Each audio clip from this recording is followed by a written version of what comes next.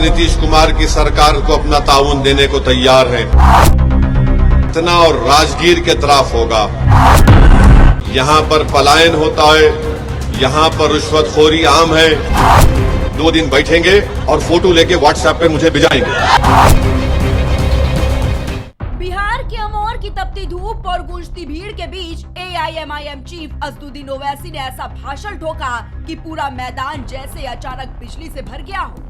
Mic के सामने खड़े होकर उन्होंने नीतीश कुमार को सीधी, कड़क और साफ चुनौती दे डाली। हम तैयार हैं सहयोग करने को, लेकिन पहले सीमांचल के साथ न्याय करके दिखाइए।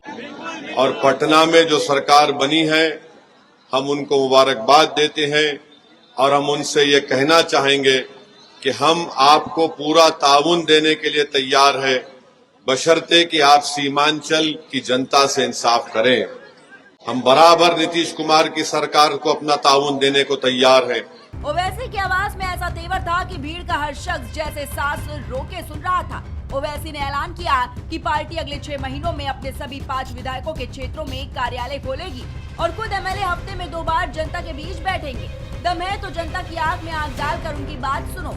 जैसी साफ झलक उनके शब्दों में थी, उन्होंने ये भी वादा किया कि वे खुद हर 6 महीने में सीमांचल पहुंचकर लोगों से सीधी बात करेंगे।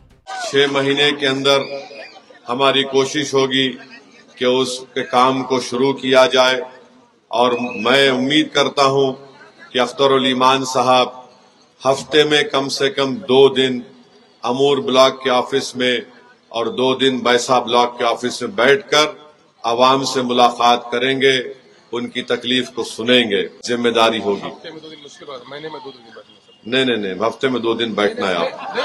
नहीं बैठेंगे। एक दिन बैसा ब्लॉक के ऑफिस में, दूसरे दिन अमूर ब्लॉक के ऑफिस में आप बैठेंगे इंशाल्लाह। नई सरकार को उन्होंने बधाई तो दी, लेकिन साथ में एक सूक्ष्म सी तलखी भी छोड़ दी। सहयोग मिलेगा, लेकिन बराबरी की कीमत पर, भीख में नहीं। बिहार विधानसभा चुनाव में महागठबंधन की हार पर बोले तो सुर और भी तेज हो गए। उन्होंने अखिलेश यादव की टिप्पणी पर तंज कसते हुए कहा कि ये कहना कि बिहार SIR इस जनादेश का कारण है, गलत है, नाइंसाफी है। हमने अपनी पूरी ताकत लगाई, आप तैयार नहीं थे, फिर भी हम लड़े, जमीन पर डटे रहे। NDA की जीत हमें भी नहीं पसंद, पर ये जनता का जनादेश है और इसे सम्मान से स्वीकारना होगा। वहीं ओवैसी ये मान भी रहे थे कि वे बड़े राजनेता नहीं, मगर उनकी राजनीतिक समझ ने ये संकेत पहले ही दे दिया था कि मैदान महागठबंधन के हाथ से फिसल सकता है।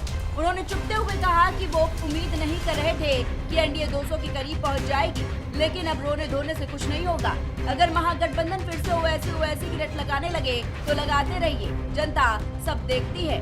अंत में उन्होंने नीतीश कुमार को खुला संदेश दिया, अगर सच में बिहार को बदलना है, विकास करना है, तो सीमांचल के साथ इंसाफ करके दिखाइए। सिर्फ पटना से बिहार नहीं चलता, मेरी आवाज सीमांचल के हर घर से उठेगी। मंच पर खड़े ओवैसी का भाषण सिर्फ शब्द नहीं थे, वो चेतावनी भी थी, चुनौती भी और सीमांचल के लिए उम्मीद की एक चमकदार लौ भी, जिसे सुनकर वहाँ मौजूद हर इंसान का दिल जैसे एक बार जोर से धड़क उठा। अमौर की जनसभा में उठा ये तूफान बिहार की सत्ता को नए समीकरणों की ओर इशारा कर रहा है। अब नजरें टिकी हैं, क्या नीतीश कुमार सीमांचल की तरफ हाथ बढ़ाएंगे या फिर ये प्रस्ताव बिहार की राजनीति में एक और बड़ा विस्फोट बनकर उभरेगा। Desk report, prime TV।